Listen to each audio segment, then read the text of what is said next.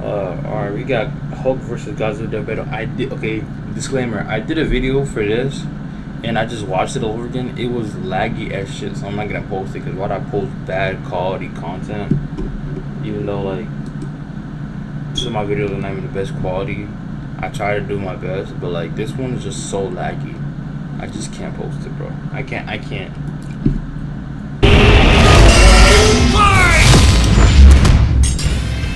The Hulk. Oh my god. I forgot to switch my fucking screen. Where the fuck is my shit? Should I put it in my phone? I told her that is. Where's my OBS? I'm calling my phone. I told her that is over. Leave me alone. Versus Godzilla. Marvel's Green Goliath against the king of the monsters. He's Wiz and I'm Boomstick. And it's our job to analyze their weapons, armor, and skills to find out who would win a death battle.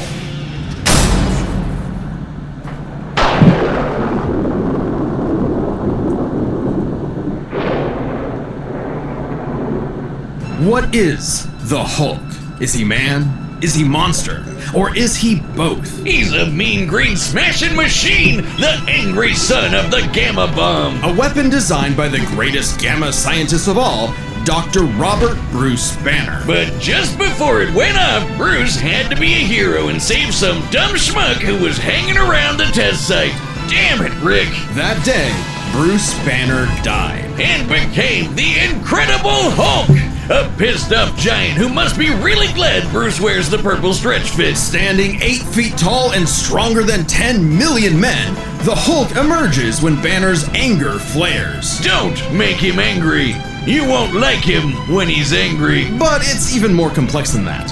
Banner suffers from dissociative identity disorder, with many different Hulks embodying alternate personalities. Like Joe Fixit, the original Grey Hulk. He's a cunning gangster and the only Hulk who's got that drip. The Devil Hulk is a violent, overprotective personality that Banner unintentionally manifested as a result of his father's abuse. Holy shit! Somebody actually drew this? But the Hulk everyone knows, the big guy, is known as Savage Hulk.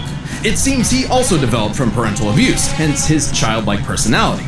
Though I'd argue he's more clever than you'd expect. The angrier he is, the stronger he gets, with no limit! Except for one, Bruce Banner.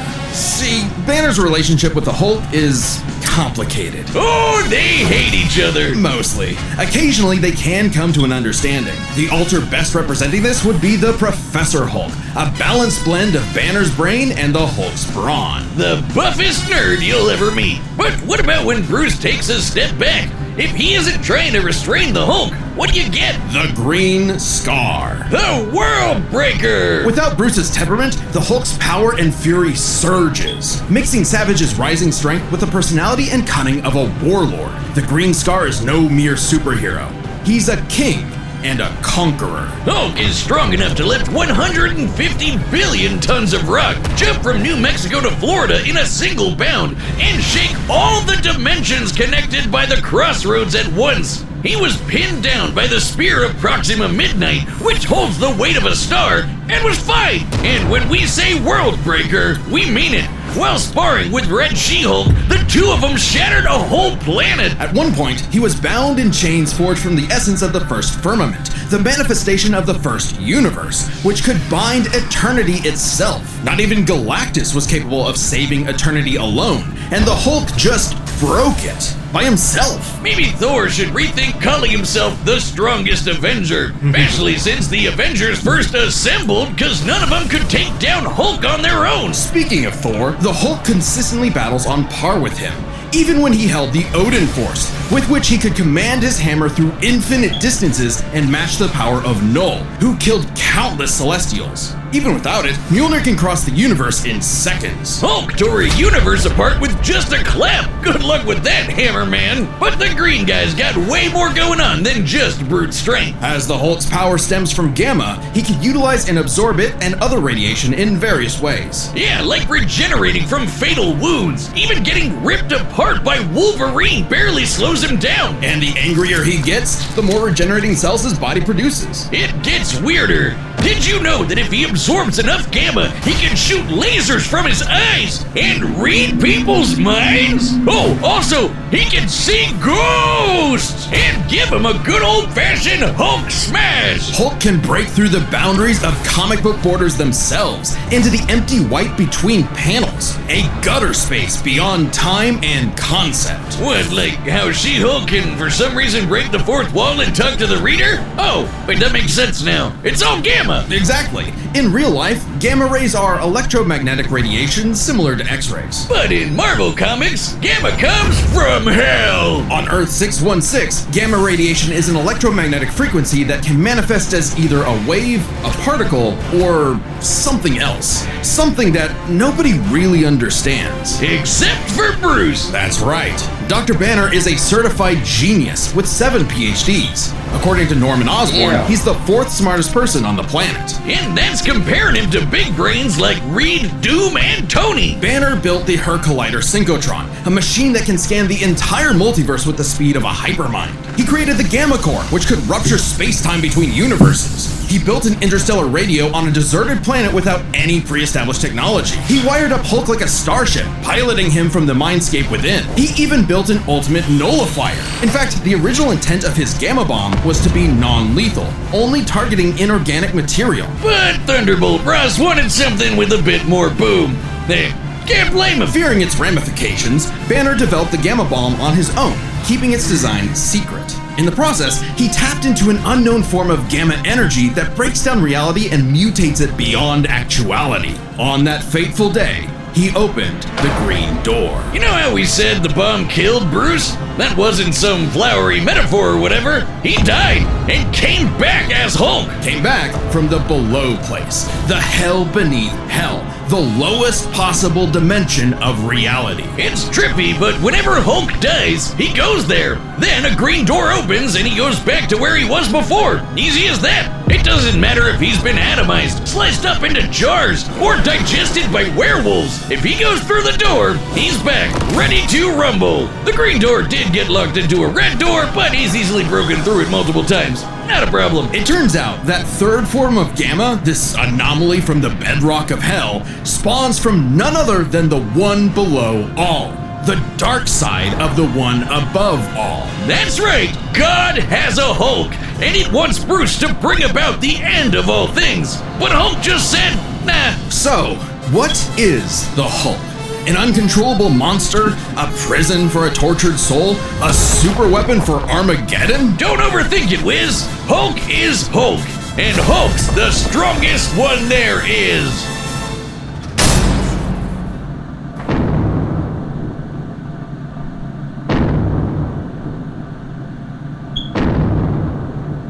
The year was 1946. The press gathered at Bikini Atoll to witness the power of the nuclear bomb. But many leagues beneath their feet, something ancient stirred. Godzilla, the king of the monsters. He was pretty pissed off over the worst wake-up ever, so he swam to Japan for one hell of a crash out. Japan was still recovering from the war, so seeing this mutilated radioactive monster towering high like a mushroom cloud wasn't just frightening, it seemed prophetic.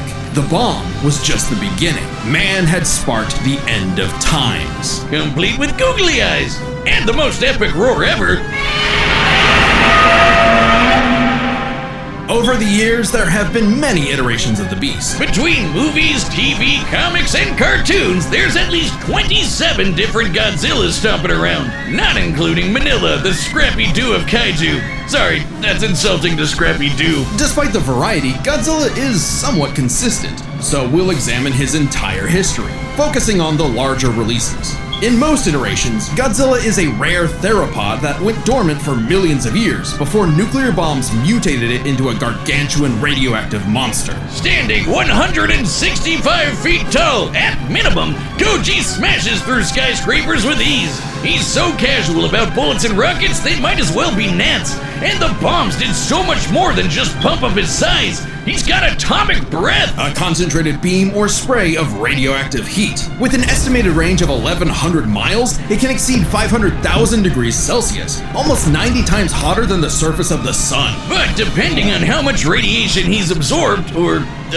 life energy from a giant pterodactyl, he can do way more with it. His red spiral ray is a supercharged version that doubles in heat and power, and spins. Or he can blast it out of his back and fly. Well, he could always do that, I guess. Look at him go. With enough energy built up, Godzilla can blast a nuclear pulse out of his whole body, creating a massive wave of atomic destruction. His breathing laser can even break through dimensions, like when he found himself face to face with a giant mech piloted by Hatsune Miku. There's also a number of era-exclusive powers. Shin Godzilla can fire rays from his tail. And Hanna-Barbera Godzilla can fire rays from his eyes. Pew, pew. Effectively a living nuclear reactor, Shin possesses a natural phased array radar that can detect and attack threats automatically. And Godzilla Earth, who grew over 1,000 feet tall across 2,000 years, could make a barrier only penetrable by kaiju that can bypass physics. And don't forget, Big G can ball with the best of them. After Charles Barkley got him his own pair of Nikes, Godzilla got busy. It's kind of hard to emphasize just how impressively terrifying Godzilla can be when you're bringing up this sort of thing. Oh yeah? Why don't you find a better spokesperson for Dr. Pepper? Fine, let's talk about when his presence boiled the entire Arctic Ocean, or how he picked up and threw Biolante, which weighed 200,000 tons, or when he no-sold not one, not two, but 3 meteors, including the Permian period extinction event that happened about 200 million years ago. Then he went to hell, fought some fucked up versions of God and Satan, and atomic breath at Space Godzilla so hard that he blew up the whole planet. That's scary enough for you? God, I want a Dr. Pepper. With such awesome might, he's battled the most dangerous of foes, like King Ghidorah and Gigan. In Godzilla vs. Megalon, Gigan flew from the M Hunter Nebula to Earth in 24 seconds, and that nebula is 30,000 light years away. But sadly, OG Goji got done in by the cruelest weapon ever. The Oxygen Destroyer. Developed in secret by Dr. Serizawa, this weapon could suffocate and liquefy molecules. The ramifications of such a weapon were so detrimental, Serizawa took the secrets of its design to his early grave. He got lucky. It doesn't matter what you throw at Godzilla, he never really dies. You can blow off his head, explode him from the inside, or crush him in a black hole, then he'll come back. Or evolve into an even more powerful form. Godzilla's always possessed heightened adaptation, but many iterations clearly showcase instantaneous evolution. And super forms! He's gone full shonen and powered up a few times. So much so, he almost kicked off a nuclear winter just by existing. Even the Oxygen Destroyer could not permanently end the first Godzilla. His ghost possessed a robot, his bones summoned another Godzilla, and he rose as an undead revenant hell-bent on destroying Japan. Okay, why Japan? Couldn't he pick on some other country? He stomped around the Americas a few times, but it just isn't the same. Godzilla is intrinsically linked with Japan, a symbol of both their devastation and resilience. A reminder of the threat of nuclear war and what awaits those who peer too deeply into the unknown. But also, Japan's in Godzilla's perceived territory. To him, a stomping through Osaka is just another patrol. He's not always so bad, though. He can be super protective, defending other monsters, his own kid, and sometimes even people. I'd say there's 2 types of Godzillas: the monster of nature's wrath and the guardian of planet Earth. Well, there is a 3rd type, but to understand that, we should first answer a question. How does Godzilla walk?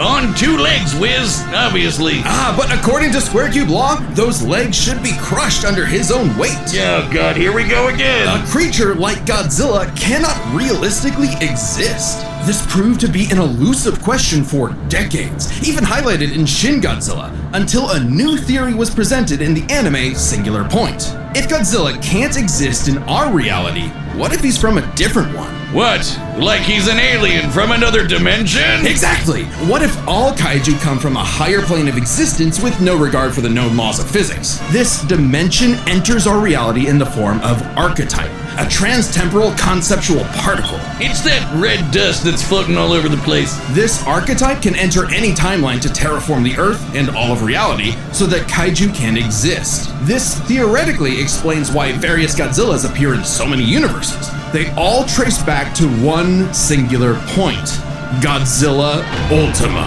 Sporting the wide grin of a demonic Oni, Ultima is vicious. Just walking through Tokyo started 1,000 earthquakes around Japan.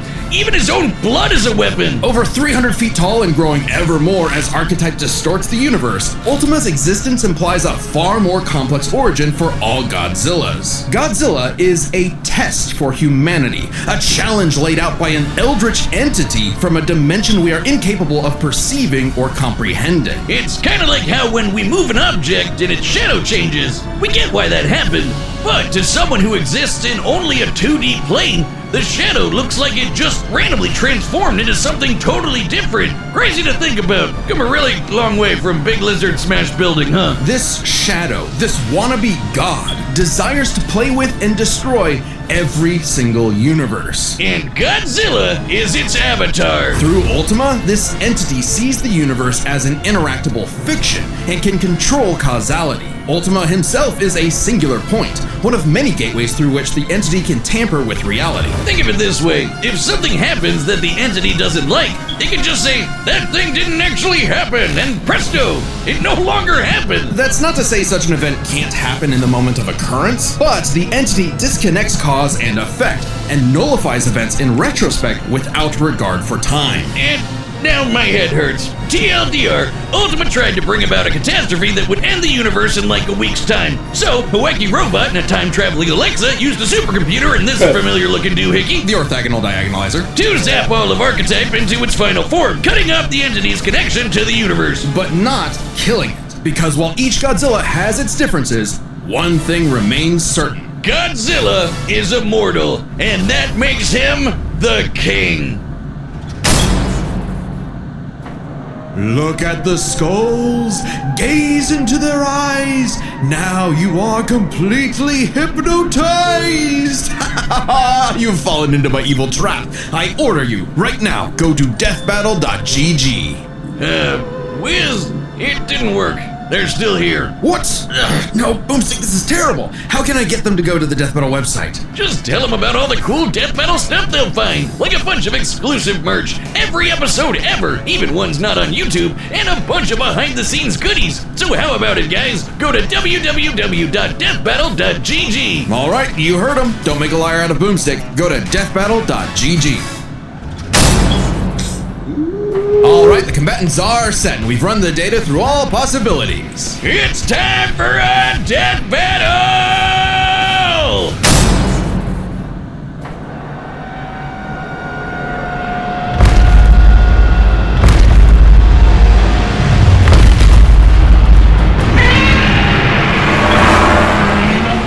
Godzilla has reached the city.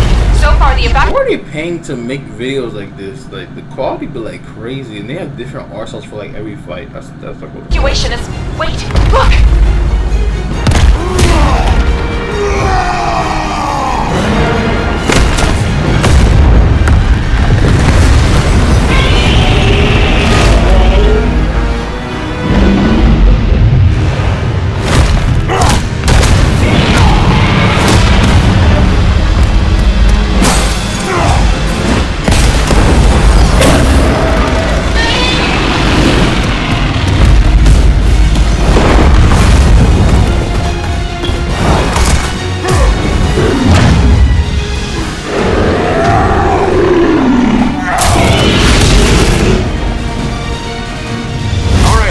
Time for me to take over. We don't want any trouble. No!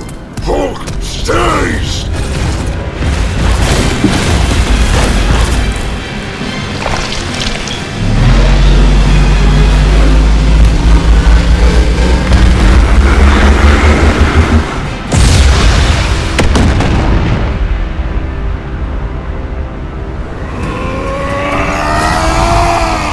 You think you're strong? I scar the world! Take out!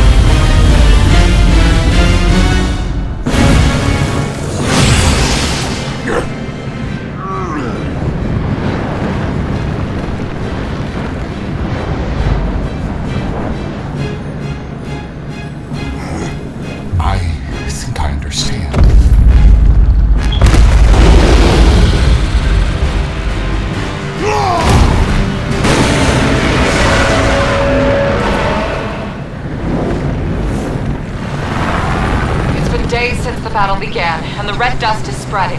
Godzilla has grown in size, but we believe we are... How does it work? Well, smash. A million, trillion to one and rising. That's the odds.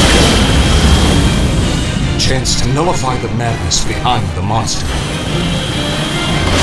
2 + 2 is 5. A right angle is 80 degrees. This element is beyond what we can perceive.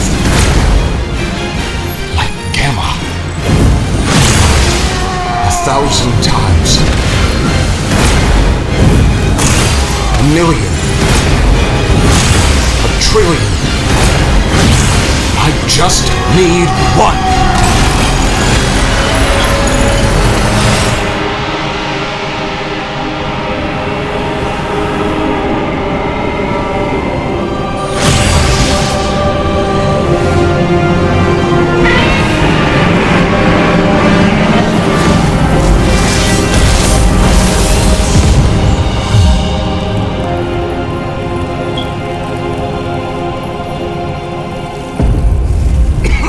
You did it, big guy. We did it. KO! Okay, run this by me. What happened? It's complicated, so let's break this down into 3 categories. First up, power. Most versions of Godzilla can shrug off black holes and extinction-level events, tag beyond light-speed foes like Gigan, blow up planets. However, the Hulk is beyond that. The big guy clapped a universe to bits and shook the infinite dimensions linked to the crossroads. In a straight fight with a classic Godzilla, 616 Hulk smashes the power advantage. But factoring in Ultima changes things. The entity sees all of space-time and can manipulate its results at a whim. No matter how strong the Hulk got, Ultima could potentially negate it. But Hulk broke chains made of the first firmament, which could overwhelm eternity. An abstract concept of a being not entirely unlike Ultima's entity. Even a small piece of the first firmament could break the multiverse. Plus, Hulk kept up with Odin Force Thor, who is also on a celestial level of power. So the gap in power becomes nebulous. Still, unless Hulk could remove Ultima from the equation, neither held a clear advantage in power and stats. Especially when you look at their immortality. This was practically a never-ending death loop. Even with their healing factors, both could technically kill each other, but then just come right back. The green door instantly appears when Hulk goes to the below place, and the higher dimensional entity could always summon a replacement Godzilla avatar. So both Hulk and Godzilla could not stay dead. Unless they could somehow prevent what was happening in those other dimensions. So let's examine the layers of their multiverses. Marvel's Cosmos has infinite higher dimensions, which themselves are transcended by the astral plane, the superflow, and so on until you reach the House of Ideas, the domain of the one above all. Since the one below all mirrors the one above all, the below place mirrors the House of Ideas. Get it? In comparison, the cosmos of Godzilla's multiverse is just as vast and infinite, but does not have the same sort of transcending layers above and below. This means the below place, the Hulk's respawn point and source of power, is out of the entity's reach. So the real question is, if they both can't die and Ultima's entity can't affect the below place, could Hulk somehow stop the entity before it destroyed the universe? It all comes down to Gamma and Archetype. Ultima was defeated in the anime by using a trans-temporal super-dimension calculator operating at infinite speeds to activate the orthogonal diagonalizer, turning Archetype against itself. Ultima endlessly spews this stuff, so there's plenty to work with, and Hulk can reach into comic book gutter space, so he should be able to reach through a singular point, but that's not enough. Fortunately for Hulk, it just so happens he knows someone who, like scientists who have defeated Godzilla in the past, is an expert on particles from a greater dimension that mutate reality beyond our understanding. Who made a device with those particles that breaks space-time, like the diagonalizer? Who made a supercomputer that scanned the infinite multiverse with the speed of a hypermind, like the dimension calculator? Hell, the guy made an interstellar radio out of sticks and stones in a matter of days, and even built an ultimate nullifier. It's like he was made for this. The Green Door waits for no Hulk, including Banner. Even if Ultima's catastrophe destroyed the universe, the door could deposit Banner in a different universe and he could continue the fight. He had all the time in the infinite multiverse. There was only one way this could end, and only one person who could make it so. Even among gods and monsters, man was the ultimate weapon. The winner is Bruce Banner. Next time on Death Battle. Really? We got Maka versus Shawty? I don't know her name. Like, I'm getting tired, bro. I would stay for the MP video, but I'm like almost 2 hours in. I'm gonna do a little 6 minutes. I'm gonna milk these 2 hours, you know. But yeah, I'm tired of shit. This bed calling my fucking name, bro. It's fucking 3, about to hit 4.